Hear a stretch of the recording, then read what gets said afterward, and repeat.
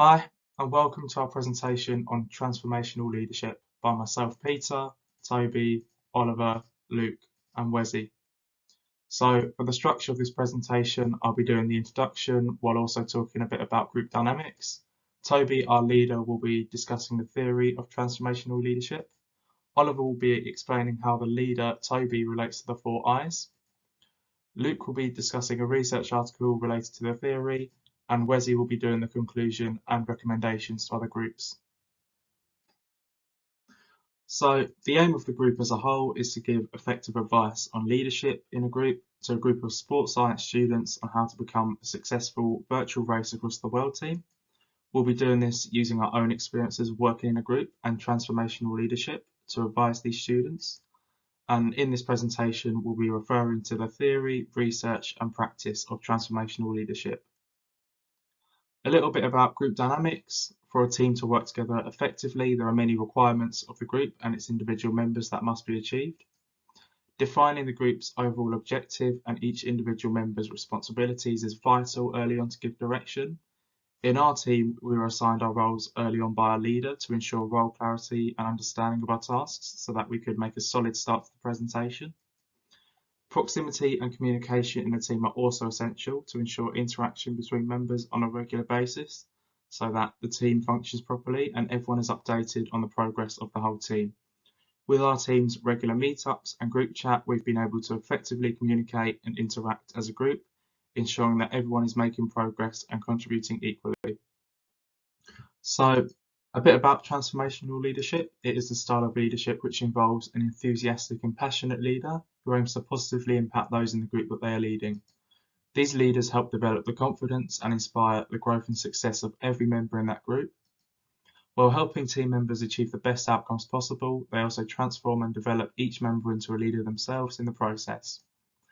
These leaders look out for the individual needs and goals of each team member by outlining their exact objectives that each member must achieve individually, while also identifying the aim of the group as a whole. I'm going to be talking about the core theory of transformational leadership. A transformational leader inspires a team to success, achieving goals that have been set, and also helps teammates to develop their own leadership skills.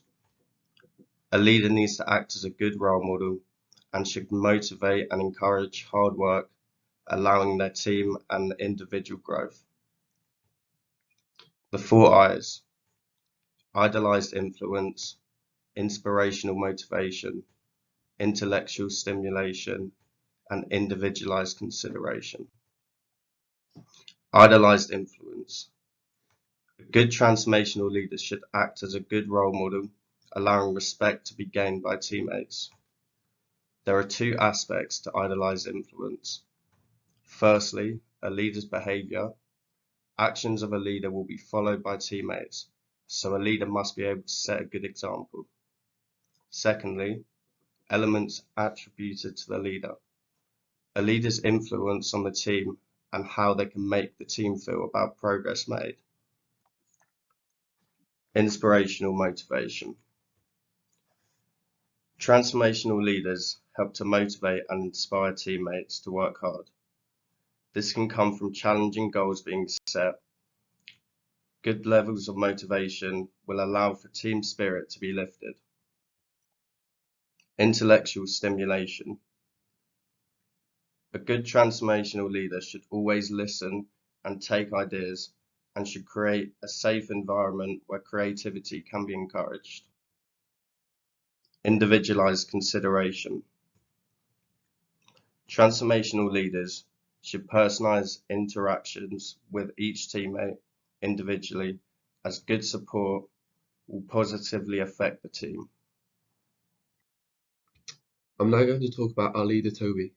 I'm going to cover his leadership style, how he brought the team together, and his overall impact on the team. Within our group, we all agreed that Toby should be our leader. It was a unanimous decision.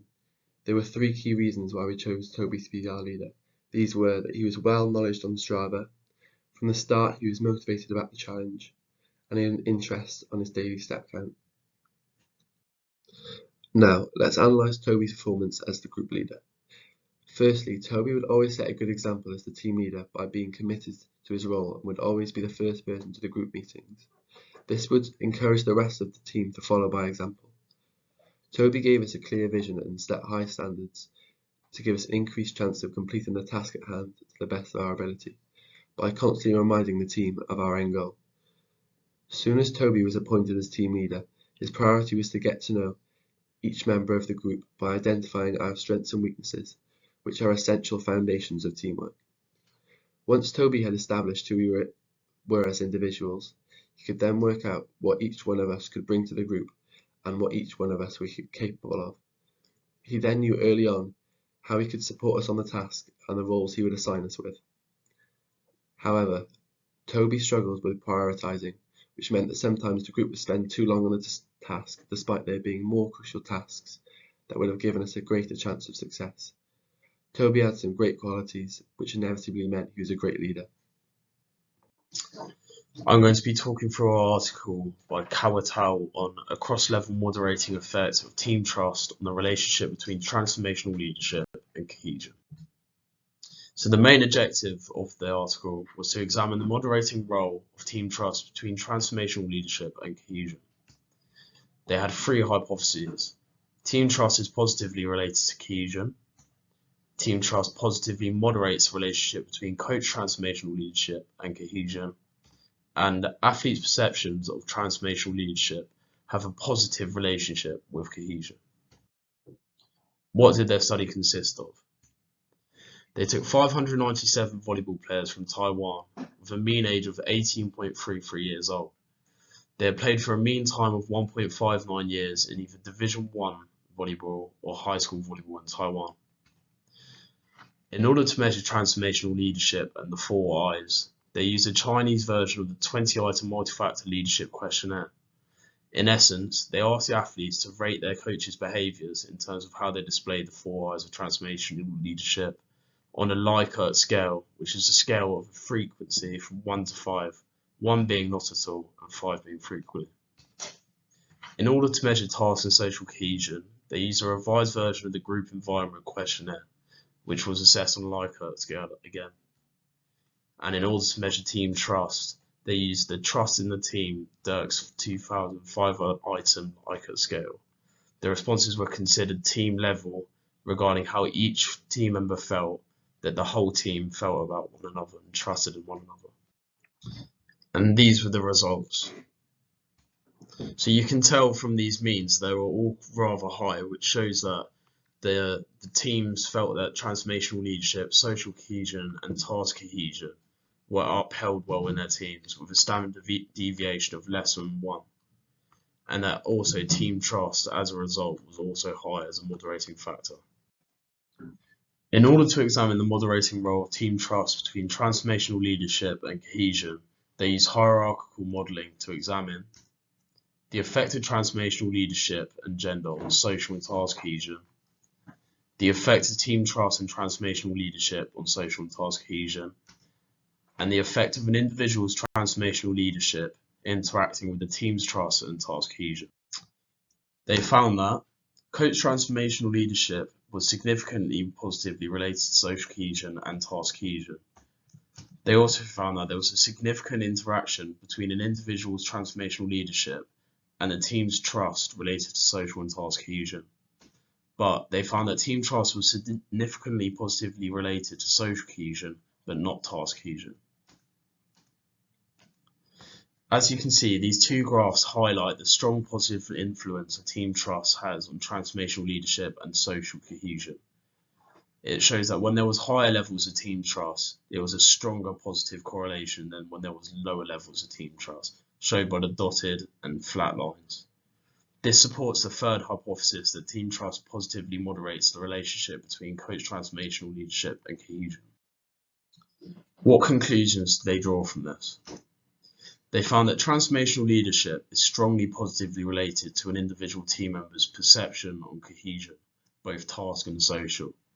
They also found that the team's perception of team trust is positively related to an individual team member's perception of social cohesion, but is unrelated to task cohesion. High levels of team trust enhances that relationship between transformational leadership and both task and social cohesion. Applying these conclusions.